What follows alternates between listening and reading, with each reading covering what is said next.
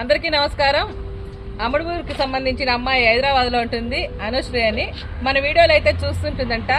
చూసినప్పుడు నాకు ఎప్పుడో ఒకరోజు నేను అక్కడికి వెళ్ళి అన్నదానం చేయాలనేసి అనిపిస్తున్నది.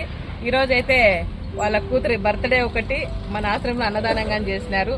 ఇక్కడికి వచ్చి చూసిన తర్వాత ఆమెకి ఇక్కడ ఎందుకు ఆశ్రమంలో జరుపుకోలేదు, హైదరాబాద్ నుండి వచ్చిందనమాట. ఒకసారి అమ్మాయి మాటల్లోనే విందాం. చెప్పండి అమ్మా. హాయ్ అండి.